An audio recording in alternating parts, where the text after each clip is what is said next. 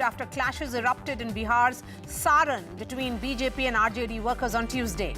2 people have been detained in this connection, and the internet has also been suspended for 2 days. A ruckus broke out between the workers of the two parties after RJD's Saran candidate and daughter of former Bihar Chief Minister Lalu Yadav, Rohini Acharya, reached a booth in Chhapra city on Monday evening before voting in the 5th phase of Lok Sabha polls. Now to Andhra Pradesh. A total of 1,370 people were cited as accused in the FIRs registered in connection with 33 incidents of violence which were reported from Tirupati and Palnadu districts. The SIT, which probed cases related to poll violence in Andhra Pradesh, submitted its report to the DGP. Scattered incidents of violence marred the 5th phase of Lok Sabha polls in 7 parliamentary constituencies in West Bengal as well, with 73% of the 12.5 million voters exercising their franchise till 5 p.m. on Monday. So the question we ask on the show tonight: what's fueling this poll violence? Also on the show, law catching up with sex crimes accused Prajwal Revanna. SIT is now preparing a detailed dossier to convert the blue corner notice issued in Prajwal's name to a red corner notice by the CBI, which would lead to the cancellation of Prajwal's passport.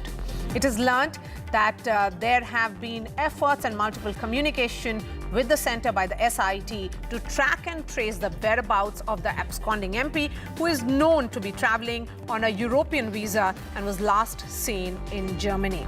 First, let me bring in the reporters and get details of these poll violence which have happened in 3 states. I can see Uma Sudhir joining us from Hyderabad.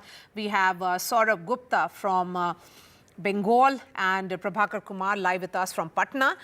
He'll be giving us the details on the incident that has happened in Saran. Uma Sudhir, I'm coming to you first.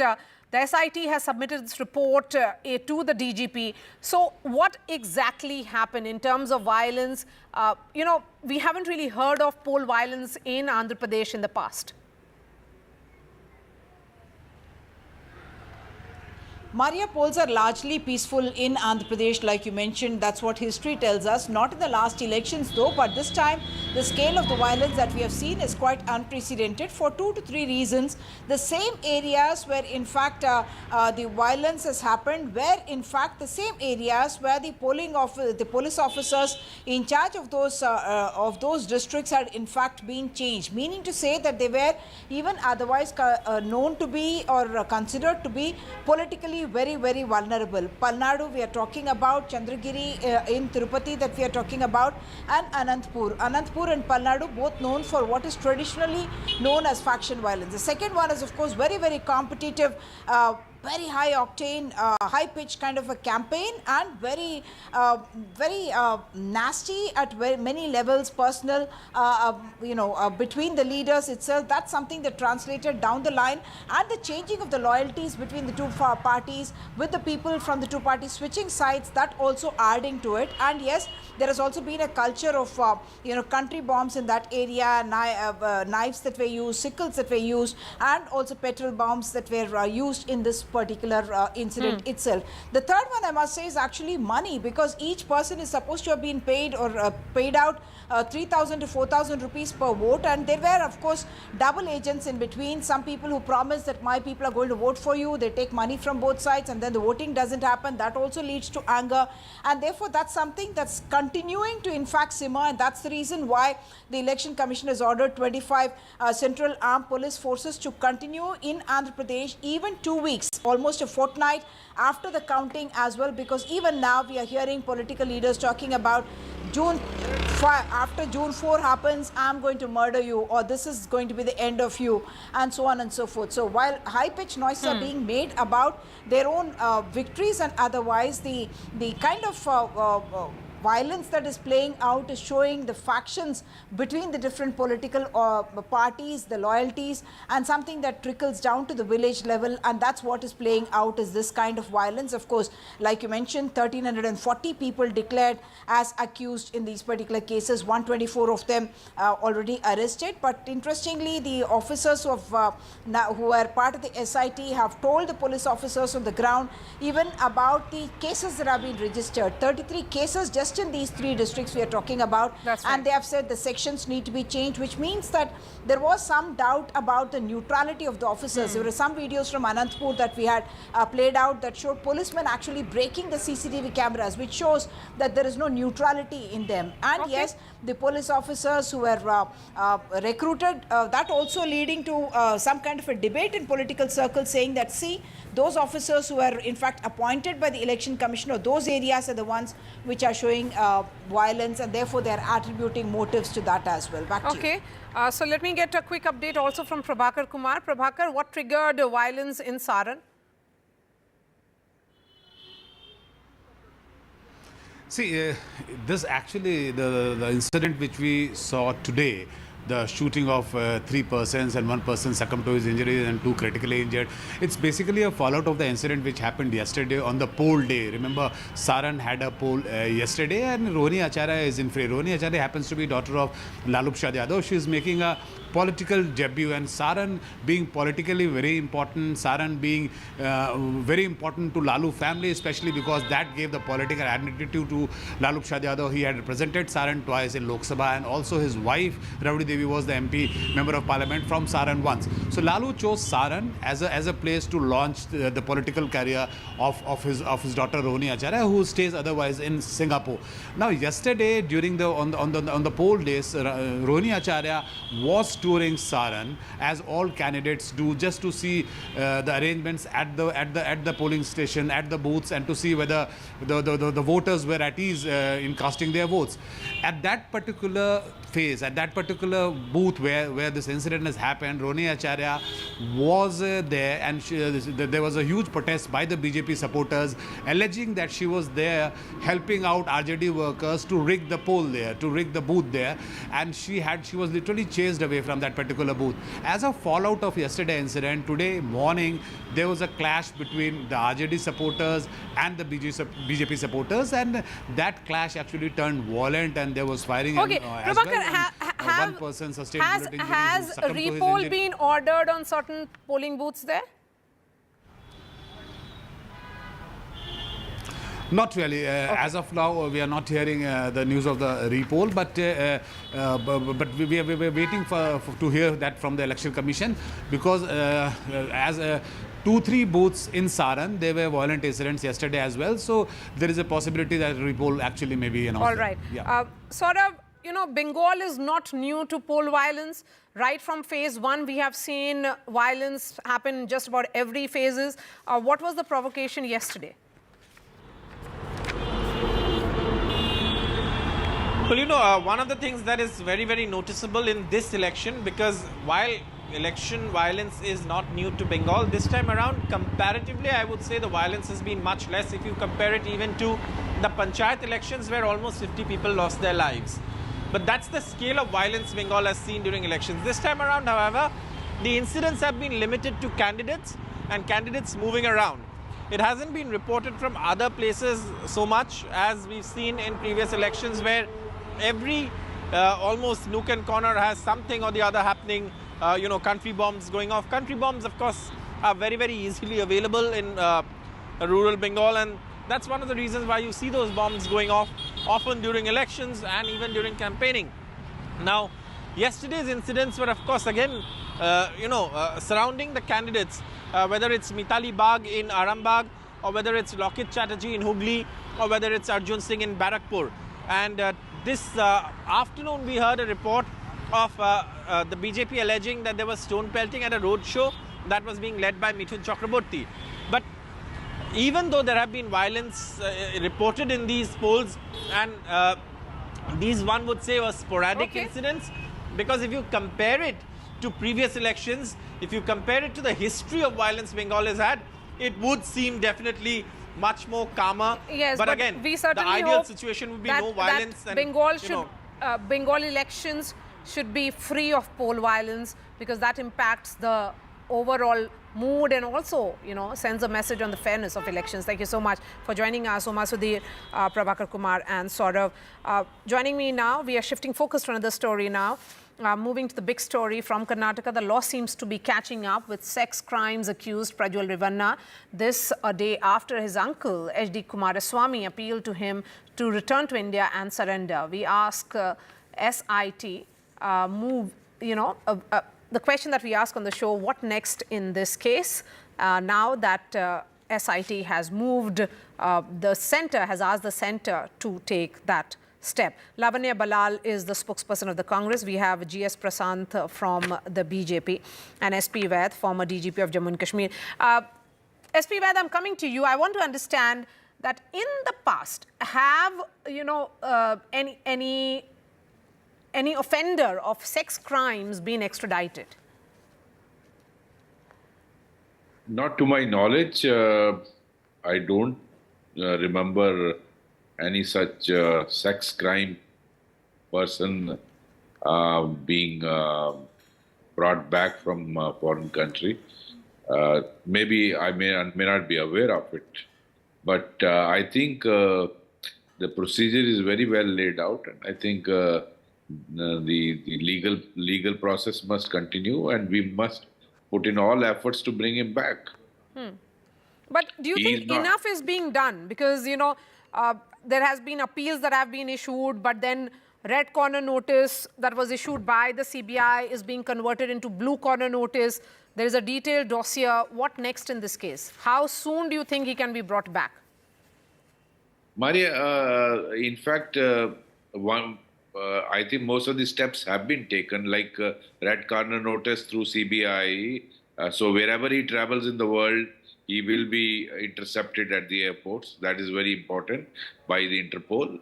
The other is taking up matter through the Ministry of Home Affairs to requesting MEA to cancel his the diplomatic passport, which he is probably making use of, so that he is not able to travel. Okay, so let me ask that question. GS Prashant, when will the centre walk the talk? When will that, final cancellation of his diplomatic passport really happen, so that he stops and then he can be brought back to India? Maria, the legal process has begun, and BJP would do all it takes to ensure that Prajwal Revanna is brought and justice is meted out to the woman. BJP never stands with anybody who has offended any woman. So therefore, there's no question of centre not walking the talk. Law will take its own course, and centre will take all decisions in accordance with law to ensure that Prajwal is got back to India at earliest. Now, when the question here is and the Interpol has to locate him. No, so that means he has gone missing. That's worse. No, when he's traveling on a diplomatic passport or any passport, when the Interpol has been notified across 196 nations, wherever he enters, whether on a normal passport or a diplomatic passport, he will be apprehended. If he is not using the air route, it's a different matter. The moment he enters any of the airports, he will be intercepted, he will be caught there, and immediately steps should be taken to ensure that he returns to India and faces the law. Lavanya, is there a sincerity that there should be a realization in this particular case that there cannot be any, political upmanship between the BJP and the Congress?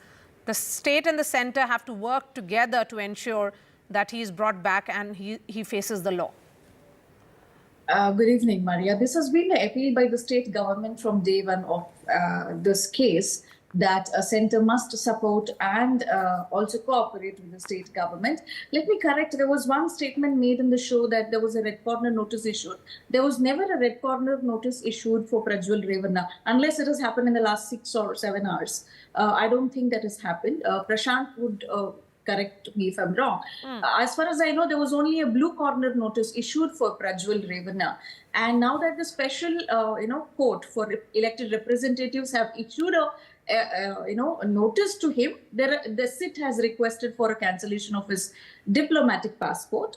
This is the second, request that has come from the state after CM's request for cancellation of his passport. This is the second one, and it has been done legally. We hope he is captured very soon, because, Maria, at the end of the day, I think justice for the women trumps everything else, Yes, yes. So, GS Prasant, the question certainly is that the SIT has submitted a dossier. They have requested, and I stand corrected here, Lavanya, that the blue corner notice which has been issued should be converted into a red corner notice. But the larger question is, what about this passport? Why hasn't that been cancelled till now? See, Maria, firstly, is it to me or Yes, Lavanya? Yeah, to the BJP spokesperson. Yes. Maria, see, firstly, initially when the Chief Minister of Karnataka made an appeal, there was no order from the court even warranting his arrest. Because, see, I'm not politicizing the issue. Had Congress been a little alert, they were aware of what was happening, they should not have let Prajwal Revanna get out of the country at all. Because he traveled through escort vehicle being an MP and then got out of the country. Be that as it may, we're not politicizing the issue. All that, as BJP was saying, is we never stand with any person who offends women. And therefore, there is no question of BJP supporting Prajwal at any cost.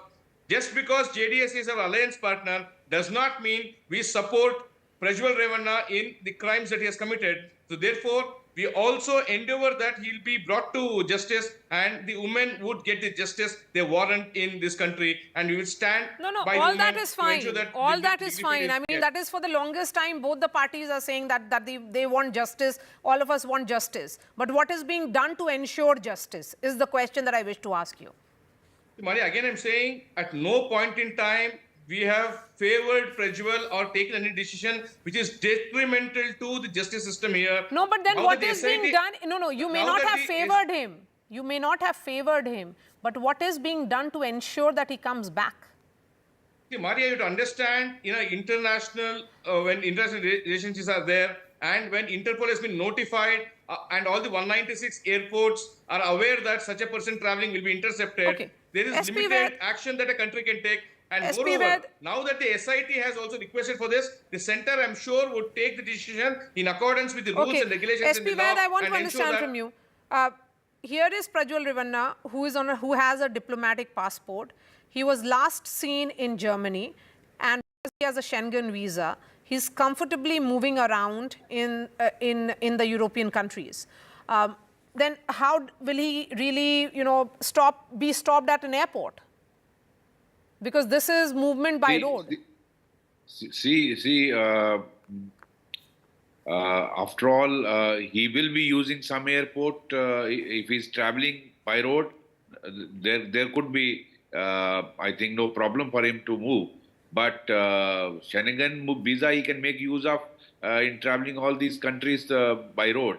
But whenever he uses any airport, once CBI has issued red corner notice, the Interpol will not leave him. That is very important. Number two, Maria, I also want to mention here that if you recall the new criminal laws which will be now applicable from 1st July, I think in that the provision has been made if somebody, some accused runs away from this country to some other country, his trial can also go on in absentia, without his being present here. So I think that provision should also be made use of once the 1st July this law comes into effect. And after he's proved accused, his property could be seized. There are many other ways to force his presence so that he is forced to come back. So you are saying that he should be tried in absentia. But here is a member of parliament. He is a public representative. So how far can he run away? Yes, he is not an ordinary person. He's a member of the parliament. And I think even Honorable Speaker of the Lok Sabha should also be informed once his trial begins. And once he is proved as accused, that should go to the Honorable Speaker to whatever legal action. So, Lavanya, just a quick recap for our viewers. What is really the nature of investigation which is, ongoing right now by the SIT, which has been, formed by your government? So there are totally 4 FIRs which have been filed in this case. And one of them, 2 of the FIRs also mention his father, in which in one of the cases, of course, his father had got the bail, but then it was, revoked. Of course, then there is the fourth FIR now against him, and the SIT. People were complaining about, hey, there is a delay, but the SIT has been very, very systematic in the way they have taken moves so that there is no legal loopholes at all in future for the alleged rapist to get out of this case in any way. So they have taken it step by step. That's one thing that has to be really appreciated about the SIT. And overall, if you look at And the charge, Lavanya, that your government was not alert enough. That is something that politicization of the event has happened, of the entire incident has happened. And they say, hey, you know what? Congress was not alert enough. They let him go and all of that. But then when we are talking about intelligence failure, Maria, we also would like to know the national intelligence, has it failed that it did not inform the Home Minister of India that such a crime has occurred in Hassan by this sitting MP candidate who is getting into an alliance with the BJP. I mean, even before they got into an alliance with the BJP, he had got the injunction from the court. So it is very clear there was some kind of crime that had been committed. And Maria, did the BJP fail it is not about BJP supporting him. Is one of Maria, the biggest I need to come in. questions. Yes, go ahead, Prashant. Also, Maria, it's not Yes, about... Lavanya has made her point. Go ahead, See, Prashant. Maria, it's not about... Now you cannot drag the Home Minister saying... Are you saying that Home Minister will be aware of Prajwal Revanna committing some crime somewhere or atrocities on women who worked as house helps in his home? Are you saying Central if he is Intelligence not will be aware, probing then I'm on these sorry, individuals? he's unfit to be the Home Minister, Prashant. If he is not order he has aware got, Okay, so that was alliance when partner. the Congress was aware if what he was is not happening. aware of Okay, Congress Lavanya, government did not take any step. listen to him, please. Yes. In June 2023, when Prajwal Revanna got that injunction from the court, Congress did not take any step or investigate into it to say what was the nature.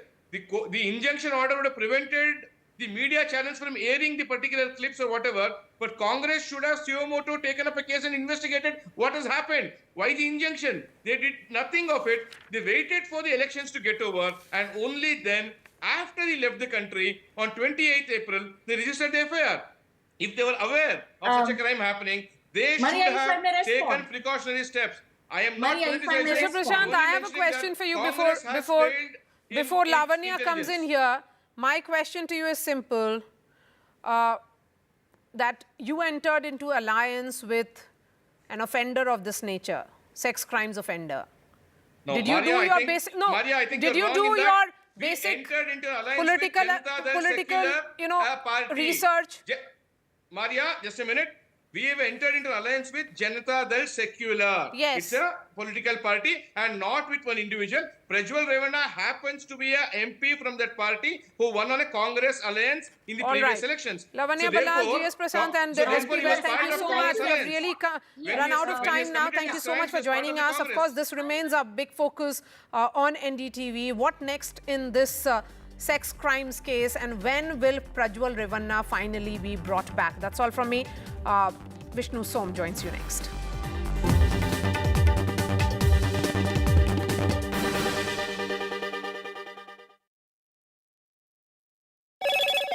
Hello, Moto. Motorola, India's best 5G smartphone brand.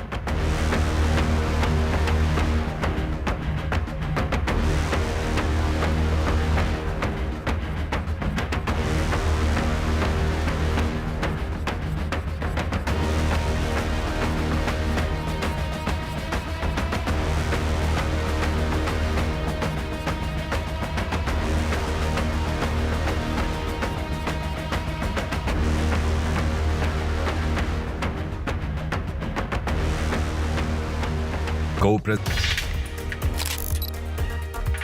36 lakh farmer families affiliated with Amul across 18,600 villages of Gujarat have pledged to vote with their families during these elections. I would also urge you to take this pledge and vote as a part of the democratic process of our country.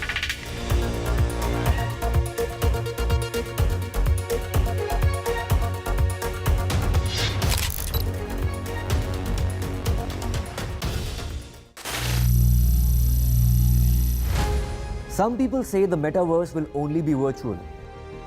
One day this lecture hall will be made of code, and driverless cars would be trapped in intersections. But even in this maze of the future, you can't wish away health. It's time to become more resilient.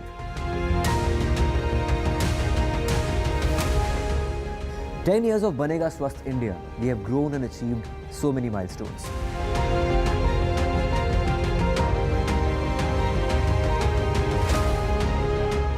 And now I have a plan to beat the urgency, to stop breathing with difficulty, to relieve getting choked with inactivity.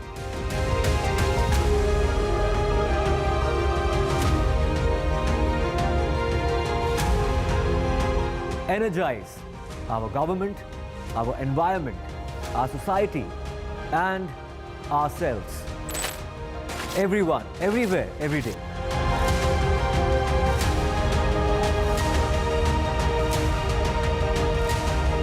Banega Swasth India. One world hygiene. The 2024 Lok Sabha polls are crucial for the future of this country.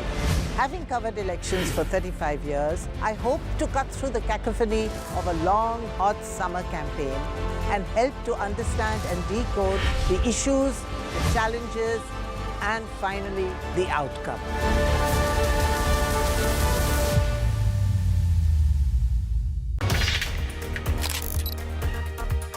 As citizens of this great nation, we have the power to shape its future. And one of the most crucial ways we can do that is by casting our vote. It's not just a right for every citizen, it's a responsibility. A responsibility to ourselves, to our communities, and to our country. So, I urge all of you to exercise your right to vote. I always ensure that I fulfill this duty to our country.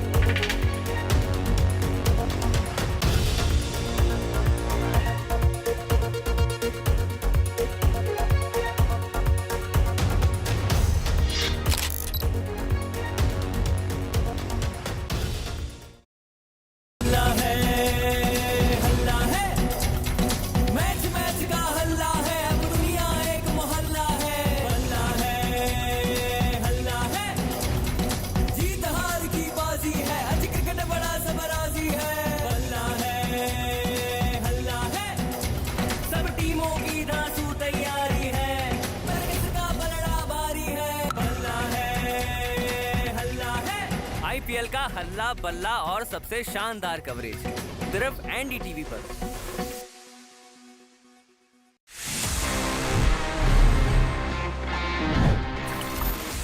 Moving next towards our next story, you know कि अगर मैं इसके सामने खड़ा हूँ, if this is in the background, it's going to be about I/O because that's about this entire episode. We are focusing on what Google, is bringing in all around. A lot has come straight from Google. Let's see up close कि आखिर क्या main highlights about this event. And after that, I'm going to sit down with someone very important to discuss AI and Google's vision for AI in detail.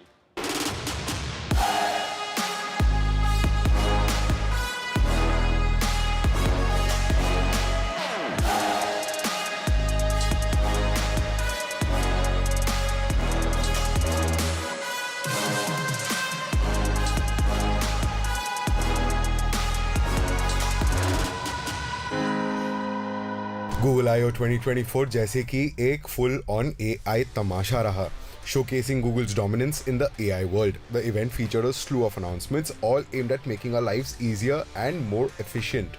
Google's Gemini AI stole the show with upgrades to Gemini Nano, now called Gemini Nano with multimodality, जो allow करता है to turn any input, text, photos, audio, you name it, into any output. इसे अपने एक personal AI assistant की तरह सोचिए, ready to summarise information या फिर answer any question you throw at it. Google search को एक मेजर AI मेकओवर भी मिला है with features like AI organised results और AI ओवरव्यूज जो प्रोवाइड करते हैं quick summaries of information. Your photos are also getting smarter with ask photos letting you search through your photo library using natural language prompts. Google के workspace suite में भी अब infuse हो चुका है Gemini's AI capabilities. An AI teammate can help you with tasks. Good evening. Welcome to Left, Right and Centre. I'm Vishnu Shom. On the programme this evening, Maharashtra's Deputy Chief Minister Devendra Fadnavis has promised strong action against the teen who crashed his high-end car into a motorbike, killing 2 people on the spot. Mr. Fadnavis has condemned the lenient punishment given to the boy by the Juvenile Justice Board, just a 300-word essay on accidents, working with the traffic police for 15 days and undergoing counselling for his drinking, in contrast with the heinous crime. On this program, I'll be joined by the Pune Police Commissioner and the lawyer representing the 17-year-old accused. Next up on the show at 1:30, NDTV's editor-in-chief Sanjay Pugalia in an exclusive conversation with poll strategist Prashant Kishore. Where are these elections headed? Who is better placed to win? But earlier on today, I spoke to the Pune Police Commissioner and asked him specifically about where this case was headed. Let's just listen in to what he said.